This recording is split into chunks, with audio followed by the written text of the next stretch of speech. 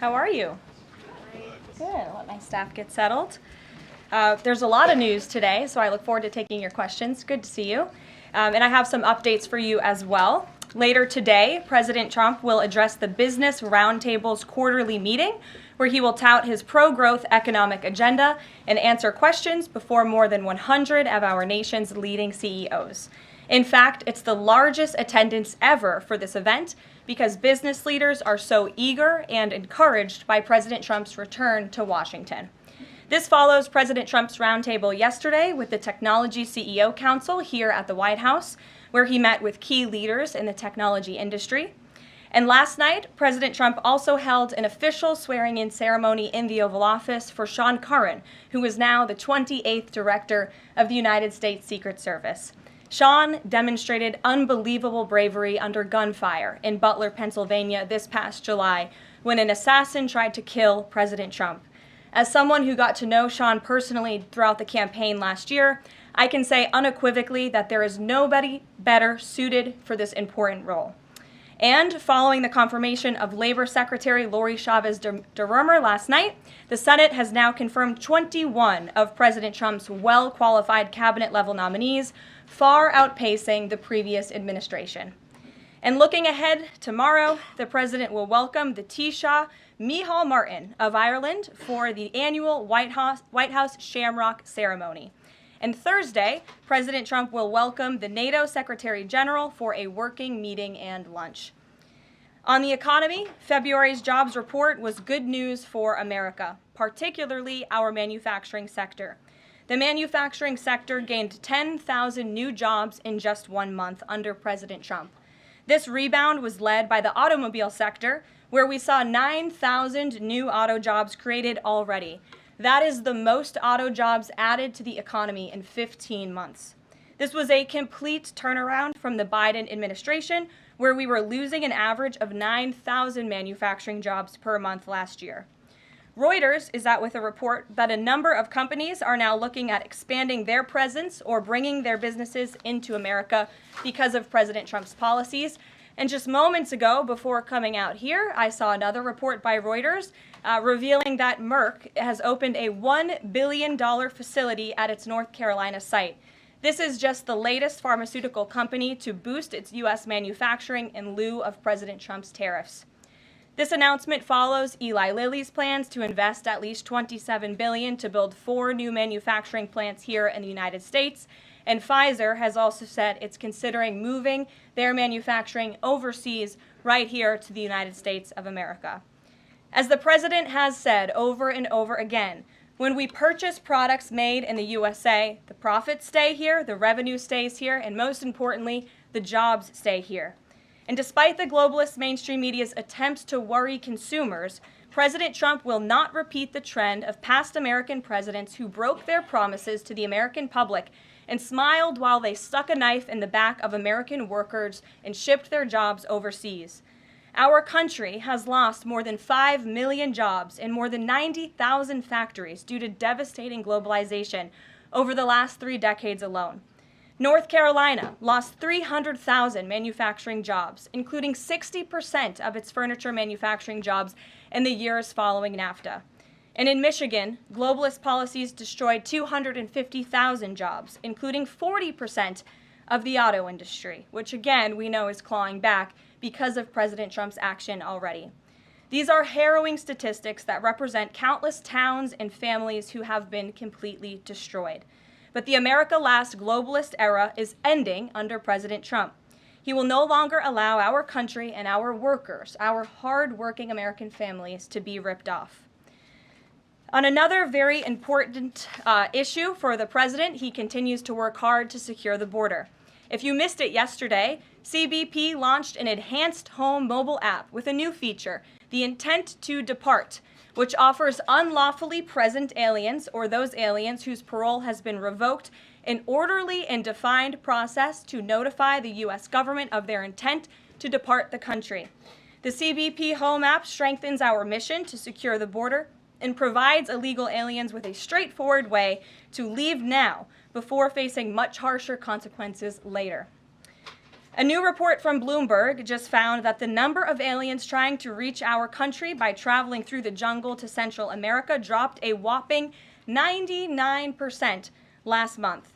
And this follows the incredible news that illegal border crossings plummeted last month as well, down 94% at our southern border from last February under the Biden administration.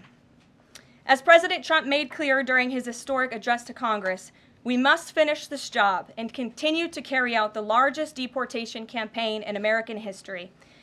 And that is why the president fully endorses the continuing resolution that is before Congress and was negotiated by Speaker Johnson. He is encouraging all Republicans to vote yes on this clean CR, which freezes funding at current levels and will prevent the Democrats from getting their long-awaited government shutdown. Voting against this CR will hurt the American people and kill the incredible momentum that President Trump has built over the past 51 days. And lastly, before I take questions, I would like to commend the Washington Post, who I believe is in the room today. According to a new report from Axios, the Washington Post is overhauling their newsroom structure. It appears that the mainstream media, including the Post, is finally learning that having disdain for more than half of the country who supports this president does not help you sell newspapers. It's not a very good business model. And that's why we have people in our new media seat. And today we have Sargar Anetti, who is the host of Breaking Points, a popular political YouTube news and podcast show that has racked up nearly 1 billion views on YouTube, several hundred million podcast downloads since its launch in June 2021.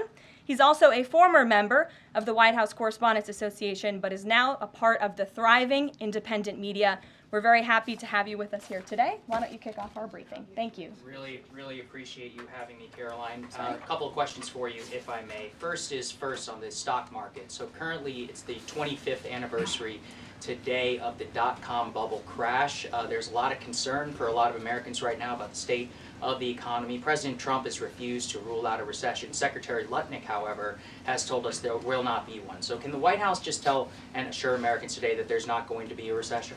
Well, there's a lot to unpack there. So let me start by saying that, first of all, when it comes to the stock market, the numbers that we see today, the numbers we saw yesterday, the numbers we'll see tomorrow are a snapshot of a moment in time. And as President Trump has said, and I'm here to echo the remarks of this president of this White House, we are in a period of economic transition. We are in a period of transition from the mess that was created under Joe Biden in the previous administration. Joe Biden left this country in an economic disaster. Several statistics to point out. The delinquency rate on credit card loans increased 63% under Joe Biden, hitting a near 12-year high. Under Joe Biden, all net job growth went to foreign-born Americans. Real wages declined by 1.5% under Joe Biden. And as we all know, and this administration continues to combat, prices soared more than 20% under Joe Biden because of his reckless spending and economic policies. So we are in a period of transition from that economic nightmare under a president who had no idea what he was doing, never held a private sector job in his life, into a golden age of American manufacturing under a businessman and a deal maker in chief in President Donald J. Trump, who is implementing the formula that we know works. Look at President Trump's results in his first term. If people are looking for certainty, they should look at the record of this president. That's why the American people re-elected him back to this office. And look at everything that President Trump has already done and his team has already done in just 51 days. The massive efforts to deregulate, tax cuts, which we need Congress to pass the Trump economic agenda, the Trump tax cuts, which will unleash economic growth. And the president also addressed this directly, I will point out as well, when you look at what he said on Air Force One. And he said he wants the American people to have so much money in their pockets they don't even know what to do with it. That's the intent of this administration, and we're working very hard every day on that goal. Second question on the CR. So President Trump came out today in a primary challenge against Congressman Thomas Massie. Congressman Massie's been a supporter of DOGE. He's been a supporter of Make America Healthy Again. What kind of message is this White House sending against a congressman who's sticking up for principles that he's long held in the chamber and voting against continuing resolution and spending? I think the president has made it very clear that he believes it's critical for conservatives and Republicans and frankly all members of Congress to get behind this continuing resolution to keep the government funded. The president wants to continue the momentum that he has built over the last 51 days. In order to keep the government funded, we got to keep moving with these deportations, and he believes that everybody needs to get on board with this bill. He's been active in this process. He's been making calls to get this over the finish line, and we're urging every Republican and Democrats too to do what's right for the American public to prevent a government shutdown. Just the last question here on Mahmoud Khalil. Does the administration believe that it needs to charge a green card holder with a crime to be eligible for deportation? Well, in fact, Secretary Rubio reserves the right to revoke the visa of Mahmoud Khalil, and I'm glad you brought this up. Under the Immigration and Nationality Act, the Secretary of State has the right to revoke a green card or a visa for individuals who serve or are adversarial to the foreign policy and national security interests of the United States of America. And Mahmoud Khalil was an individual who was given the privilege of coming to this country to study at one of our nation's finest universities and colleges. And he took advantage of that opportunity, of that privilege, by siding with terrorists, Hamas terrorists who have killed innocent men, women, and children. This is an individual who organized group protests that not only disrupted college campus classes and harassed Jewish American students and made them feel unsafe on their own college campus, but also distributed pro-Hamas propaganda, flyers with the logo of Hamas. That is what the behavior and activity that this individual engaged in. And I have those flyers on my desk. They were provided to me by the Department of Homeland Security. I thought about bringing them into this briefing room to share with all of you, but I didn't think it was worth the dignity of this room to bring that pro-Hamas propaganda. But that's what this individual distributed on the campus of Columbia University. And this administration is not going to tolerate individuals having the privilege of studying in our country and then siding with pro-terrorist organizations that have killed Americans. We have a zero-tolerance policy for siding with terrorists, period. Peter Ducey. Thank you, Caroline. So you said that the Dow dropping and dropping and dropping is a period of transition. You're sure nobody here at the White House shorted the Dow? No, I don't think so. Okay.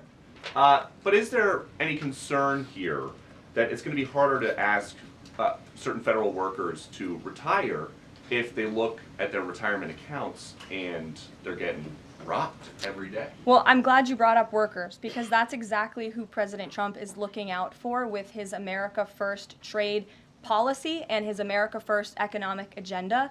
And if you look at, there's great indication to be optimistic about where the economy stands. And the American people, investors, CEOs, small business owners, but most importantly workers, should bet on President Trump, because his tariff policies, what he envisions is reciprocity, fair trade practices where American workers are put first and are no longer ripped off by foreign countries all over this world. President Trump says he's going to buy a Tesla today. Did he buy it? And when is the last time he drove a car?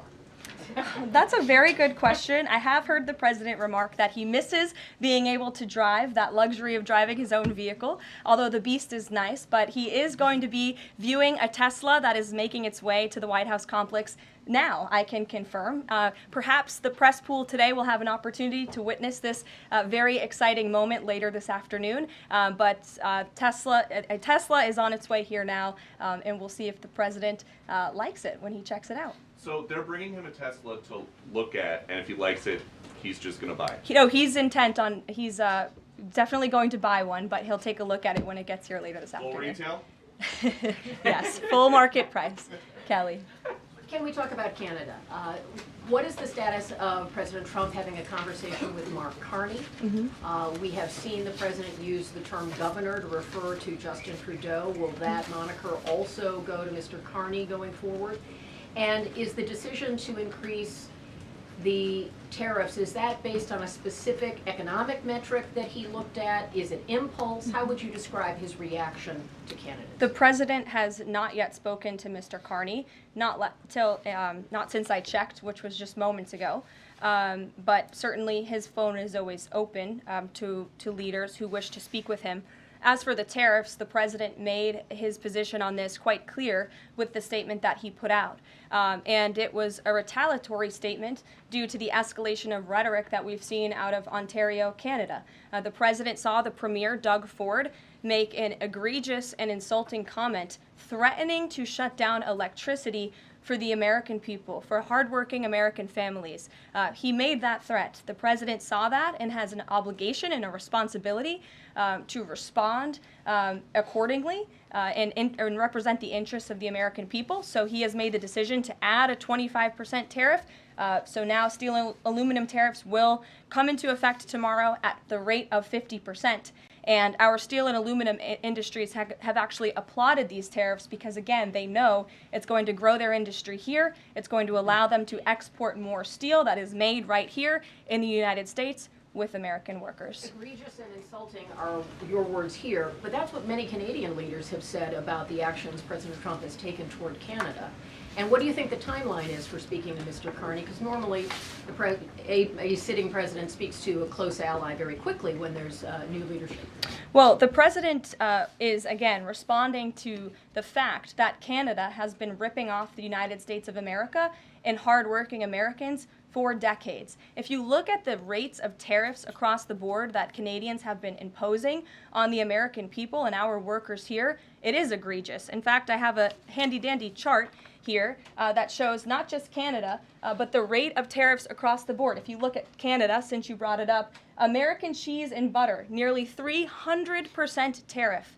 You look at India, 150% tariff on American alcohol. You think that's helping Kentucky bourbon be exported into India? I don't think so. 100% tariff on agricultural products from India. Look at Japan, tariffing rice, 700%.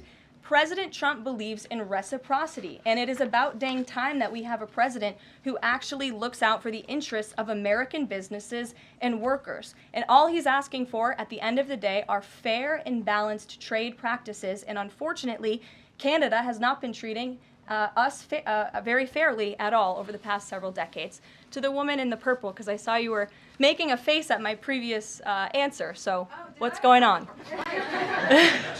Well, actually, I have a couple of questions.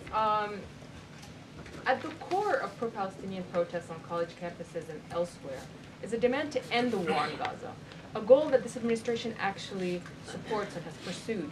So why has this not been acknowledged or highlighted even? Because these colleges and these protests have again put out Hamas propaganda. The flyers that have been distributed call for violence. The flyers that have been distributed have the logo of an organization that has held Americans hostage, that murdered innocent babies, that murdered men, women, and children. They are a designated foreign terrorist organization, and we are not going to tolerate non-citizens, foreigners who come here on a visa engaging in such behavior, siding with terrorists. And the Secretary of State reserves the authority to revoke the green card or the visa of an individual who serves as an actually, it says right here, reasonable grounds to believe that the alien's presence or activities in the United States would have potentially serious adverse foreign policy consequences to the United States. And I think siding with Hamas makes that quite clear. Secretary Rubio exercised that authority, and we fully believe that we are going to move forward with more arrests, as President Trump previewed in his statement yesterday. Ed. Yeah, thanks. Go ahead.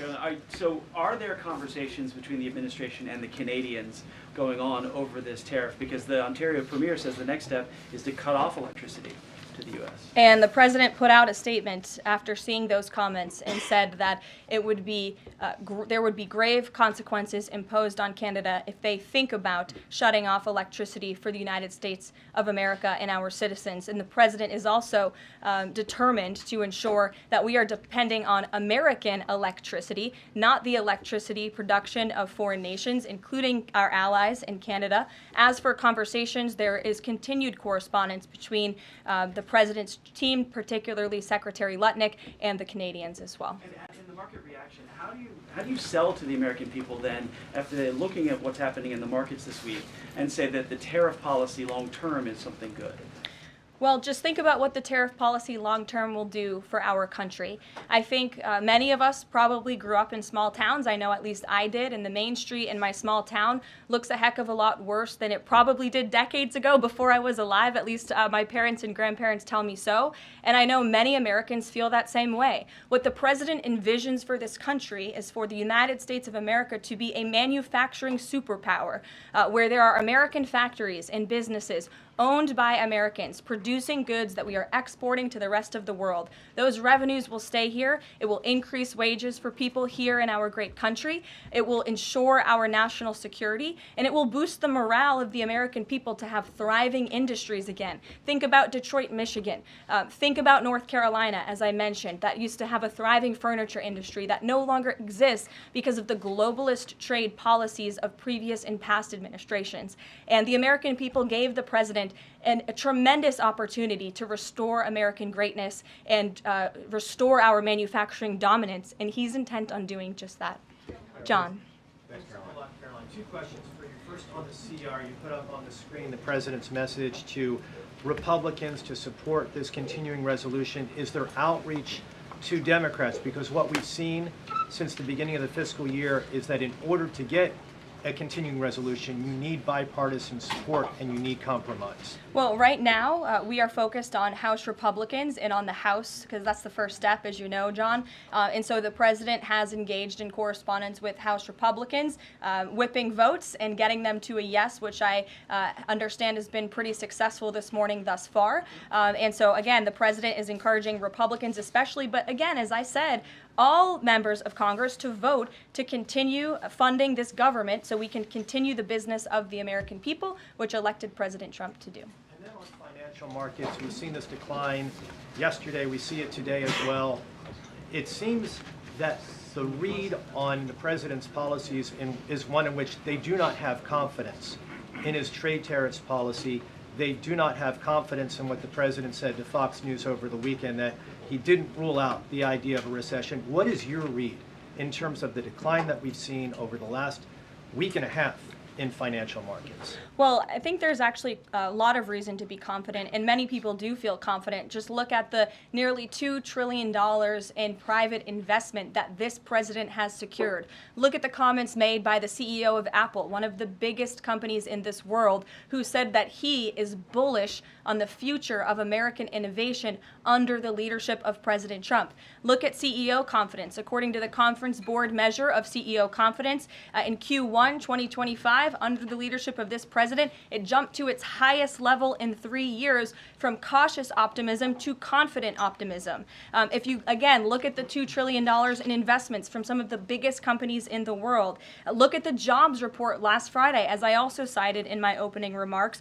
Fox Business reported that Trump sees a manufacturing boom in first full jobs report of his second term. Look at the auto jobs that have already poured back into America. We added 9,000 new auto jobs. Those are sticky jobs. Those are good paying jobs. That's 9,000 American families who will now be able to live the American dream because of the policies of this administration. You also look at small business optimism. The NFIB put out a report this morning. Small business optimism continues to be far higher than it ever was under the previous administration. There's a lot of reason to be optimistic. And again, the American people, CEOs and people on Wall Street and on Main Street should bet on this president. He is a deal maker, he is a businessman, and he's doing what's right for our country. He wants to restore wealth to the United States of America. Michael, good to see you. Hey, Caroline, thank you. Two questions, if I may. Will the administration be providing any relief to states affected by the Ontario power tariff? Well, the president has made it very clear that Canada would be very wise not to shut off electricity for the American people, and we hope that that does not happen. As for what would happen if that does take place, I'll leave it to the president to make those decisions. Does President Trump share the Justice Department's concern over rising egg prices and possible collusion of big egg? Well, we definitely We definitely do share the concerns of the American people when it comes to the price of eggs. However, good news, the average cost of a dozen eggs is actually down since Secretary Rollins and President Trump announced their plan. It's down $1.85. So that's good news on the cost of eggs. And as we know, under the Biden administration, egg prices went up 22%. This is another example of an economic mess that President Trump inherited, and the Secretary of Agriculture and the President are focused on fixing it. Secretary Rollins put out a 4-point plan to address this crisis, and she has been honest and realistic with the American people, as this administration always is. It will take about 3 to 6 months to get the egg supply back to where it should be, but she's focused, and this administration is focused on doing that every day. Karen. Thanks, Caroline. Just back on the markets, you said that what we're seeing this week right now on Wall Street is a snapshot of a moment in time. But does the president think he bears any responsibility for the turmoil in the stock market this week? Look, the president is unwavering in his commitment to restore American manufacturing and global dominance, and I think he doubled down on that this morning with his new statement and the tariffs that will be implemented tomorrow on steel and aluminum. And he has said recently he's not looking at the market. He said you can't really watch the stock market, but all of the gains since Election Day have been erased in the S&P 500. At what point, how far do stocks have to fall before the president considers it a factor and changes course? Again, as I just said, the president will look out for Wall Street and for Main Street, just like he did in his first term, and people on Wall Street and Main Street should bet on this president. He's doing what's right for this country. Nick, good to see you. Good to see you too. Thank you, Caroline. So, is the president prepared, like what we saw with Congressman Massey, to pressure other Republican lawmakers into supporting this continuing resolution? Well, he is very much, as I said, engaged in this process. He's been making calls to lawmakers on Capitol Hill, and I think his statements against Congressman Massey speak for themselves, and I will let the president put out any additional statements if he chooses to, but he fully expects all House Republicans to vote for this continuing resolution. And just to follow up, can we start to anticipate seeing more of the president weighing in on upcoming 2026 races like we saw this morning? I'm not sure about that. I'm not even sure if I'm allowed to speak about that from this podium. I would check in with our outside political team for guidance on future races and the president's involvement. Elena. Thank you. I wanted to ask about some comments Elon Musk made yesterday. He said that there is $500 to $700 billion in waste and fraud and entitlement spending. He called it, quote, the big one to eliminate. Earlier this month, he also referred to Social Security as a Ponzi scheme. Should Americans expect changes, big changes, to Social Security and Medicare? President Trump has been unequivocally clear on this. He is going to protect Social Security and Medicare benefits and Medicaid for hardworking Americans who paid into these entitlement programs and deserve those hard-earned benefits. And unfortunately, the mainstream media has taken Mr. Musk out of context. I saw a Bloomberg headline that our team actually worked on getting updated and fixed because it was so wrong, and it took Mr. Musk out of context. What he was specifically referring to cutting was the waste and the fraud and abuse that does exist in these programs. According to an IG report from the Social Security Administration, there's more than $70 billion of fraud in the Social Security program alone that we know of. And so the president will continue to protect these programs for hardworking Americans, and actually cutting the waste, fraud, and abuse out of these programs will protect it for hardworking Americans. Okay, respectfully, he said around $500 to $700 billion.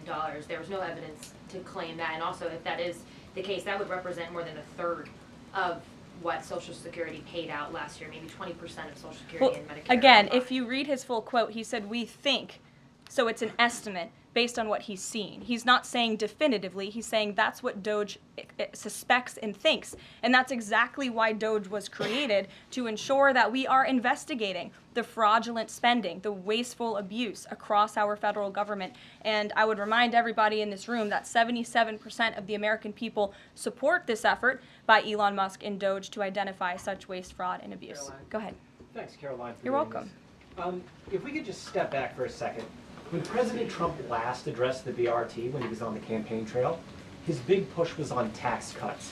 He's going there today as he's proposing tax hikes in the form of tariffs. Not and true. I'm curious He's not for doing why that. he's prioritizing that over the tax cuts. He's actually not implementing tax hikes. Tariffs are a tax hike on foreign countries that, again, have been ripping us off. Tariffs are a tax cut for the American people, and the president is a staunch advocate of tax cuts. As you know, he campaigned on no taxes on tips, no taxes on overtime, no taxes on Social Security benefits. He is committed to all three of those things, and he expects Congress to pass them later this year. I'm sorry, have you ever paid a tariff? Because I have.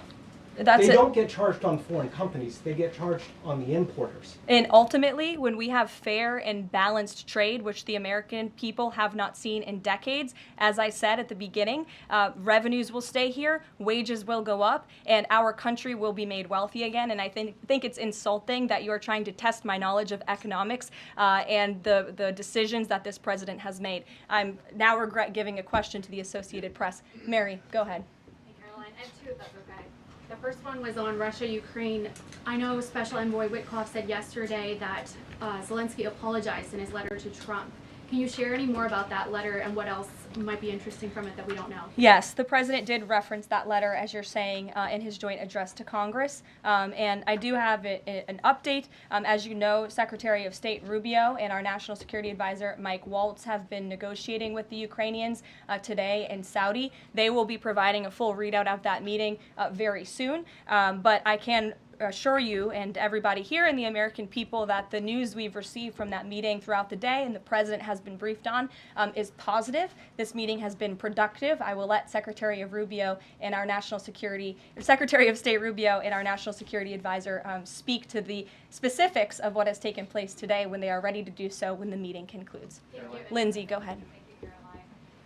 Referring to Mahmoud Khalil, the president has said this is the first of many arrests like this. Does the administration have a rough estimate of how many arrests you're planning to make similar? I don't have an estimate. I do know that DHS, based on very good intel that they have gathered at the direction of the president's executive order, which made it very clear to the Department of Homeland Security that engaging, as I said, in anti-American, anti-Semitic, pro-Hamas protests will not be tolerated. So since the president signed that executive order and since Secretary of Known has taken the oath at DHS, they have been using intelligence to identify individuals on our nation's colleges and universities, on our college campuses, who have engaged in such behavior and activity, and especially illegal activity. And so I don't have a readout on how many arrests will come, but I do know that DHS is actively working on it. And I also know that Columbia University has been given the names of other individuals who have engaged in pro-Hamas activity, and they are refusing to help DHS identify those individuals on campus. And as the president said very strongly in his statement yesterday, he is not going to tolerate that, and we expect all America's colleges and universities to comply with this administration's policy. Jasmine. Thank you so much, Caroline, for the question. On Canada, after all of these threats to increase tariffs or turn off electricity, I wonder, does this administration still consider Canada to be a close ally of the United States? Well, I think Canada is a neighbor. They are a partner. They have always been an ally. Perhaps they are becoming a competitor now. But as the president also laid out in his Truth Social post today, he believes that Canadians would benefit greatly from becoming the 51st state of the United States of America. And I actually looked into some of the research about the cost of living in Canada, and the cost of living is much higher than it is here in the United States of America. The average cost of a home in Canada is much higher. In Quebec, the highest tax rate for an income of $150,000 or more is 53.3%, more than half of Canadians' incomes they are being taxed on. So the president has made it clear that he believes Canadians would be better served economically, militarily, if they were to become the 51st state of the United States of America. Reagan. Thank you, Caroline. A week ago, Attorney General Bondi said a truckload of Epstein files had been delivered to her office from the SDNY. When can we expect those files to be released to the public? I would defer you to the Department of Justice. I don't have a timeline here. Do you have any update on the JFK files? I don't at this moment. Again, I would defer you to our DNI director, Tulsi Gabbard, and also the Department of Justice. I know that they are working on that diligently, as the president requested them to do. Christian. Thanks, Caroline. Two questions. Since we've been talking a lot about tariffs, have there been any updates on standing up the External Revenue Service to collect revenue from that? Well, we need reciprocal tariffs to go into effect first, and as you know, the president will be rolling those out on April 2nd, and then the next start of that process is collecting that revenue to ultimately create the External Revenue Service, which Secretary Lutnick is working very hard on and is quite enthusiastic about, if you have noticed from his media interviews. Can the president do that through executive action, or will it require legislation? Well, the president already signed an executive order to direct the Secretary of Commerce to establish the External Revenue Service, or at least to identify ways in which it can be done. I would defer you to the Department of Commerce for more on specifics on that. Sure, in the back. Thank you very much, Caroline. I have a few questions on South Korea and North Korea. First question, as you know, South Korean President Yoon has been released from illegal detention. What is the reaction of the United States as an ally? Is there a possibility of a summit with President Trump when President Yoon returns? Second question on North Korea. North Korea launched the several ballistic missiles into the west coast yesterday. What is the White House's reaction on this? Sure. Yes, I'll start with your question on North Korea. We condemn these actions and we call on North Korea to stop their unlawful and destabilizing actions. As for South Korea, the U.S. and Republic of Korea's alliance is ironclad, and the Trump administration remains in close contact with our South Korean counterparts as we work together to promote a free and open Indo-Pacific. Sure. First question you didn't answer that release of South Korean president from jail. I don't have anything on that, but I can certainly check in with the National Security Council and get back to you. Sure, good to see you.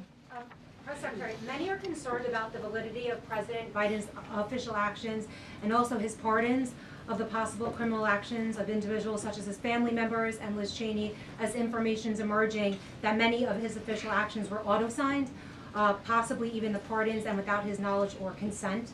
Does the White House have any information available currently that Biden was actually the one that approved and signed those pardons? And second question, will the DOJ investigate whether President Biden's cognitive decline allowed unelected staff to push through radical policy and pardons without his knowing approval? I don't know the answer to that question, but I can check in with our folks here who may know the answer to that question and get back to you. Dasha.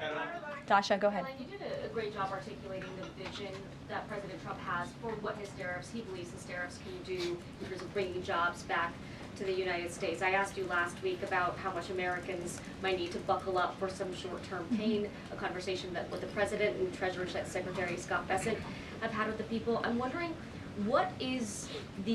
how high is the pain threshold for President Trump and for this White House as you watch some of the turbulence in the stock markets, as you field concerns from businesses and potentially see some of those approval ratings drop in the short term? How much is he willing to stomach that, and will he stay committed to his vision for tariffs even as all of this comes up? Well, the president has been working hard every single day to alleviate the pain that was inflicted by the previous administration through massive deregulation, through drill baby drill, as we like to call it, unleashing the might of our energy industry, which we know will ultimately drive down costs for consumers here at home. And again, as I mentioned, the president is intent on signing tax cuts for the American people to put more money back into their pockets, which will ultimately unlock consumer confidence. And again, I'll reiterate the president's words in layman's terms as he does best. The president wants the American people to have so much more money in their pockets, they don't know what to do with it. That's the goal of this administration,